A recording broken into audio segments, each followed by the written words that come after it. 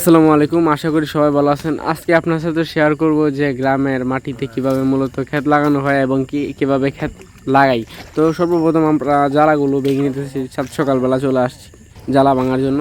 তো জ্বালাগুলো আমরা ক্ষেতের সাইডে নিয়ে আসছি, আমরা যেই ক্ষেত লাগাবো সেই ক্ষেত লাগানোর জন্য আমরা ক্ষেতের সাইডে চলে আসছি। তো ওই দিক দিয়ে আবার দুজন আসতেছে জ্বালাগুলো নিয়ে।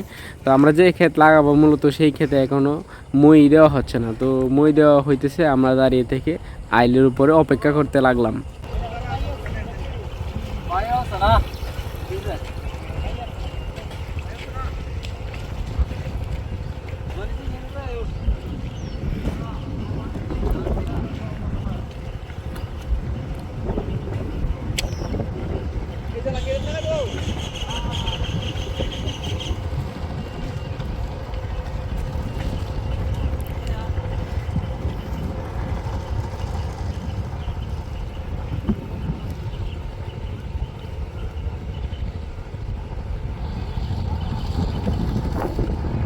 মই দেওয়া শেষ হলে আমরা ক্ষেত লাগানো শুরু করে দিলাম। তো অলরেডি কিন্তু মই দেওয়া শেষ এবং আমরা কিন্তু ক্ষেত লাগাইতেছি। তো সর্বপ্রথম আপনারা যারা সুতা টানি, তো তারা কিন্তু সুতার ওই পাশ থেকে ওই পাশ পর্যন্ত আসতেছে। সুতার মানে যেটাকে আমরা গ্রামের ভাষায় আঞ্চলিক বলে থাকি কেল আর কি, মানে সোজাসুজিভাবে কেলগুলো আগে দিয়ে নিতেছি, তারপর ভিতরে আমরা লাগাবো।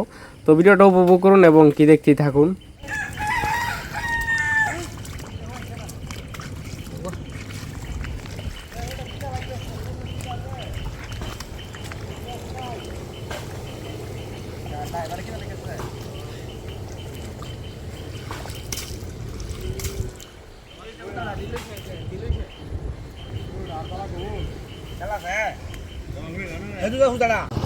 বিশ মিনিট লাগানোর পর প্রায় ক্ষেত অর্ধেকটা লাগিয়ে ফেলছে। এখানে জায়গা খুবই অল্প, প্রায় 1.5 বিঘার মতো হবে, 1.5 বিঘা অথবা 1 বিঘার মতো হবে।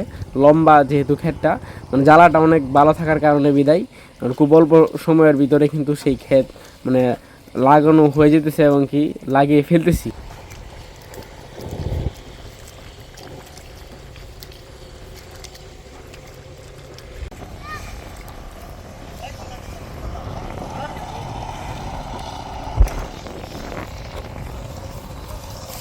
তো ফাইনালি অনেকক্ষণ ক্ষেত লাগানোর পর এই ক্ষেত লাগানো সম্পূর্ণ হয়ে গেছে। তো মূলত গ্রাম কিন্তু এই সিস্টেমে ক্ষেতগুলো লাগানো হয়।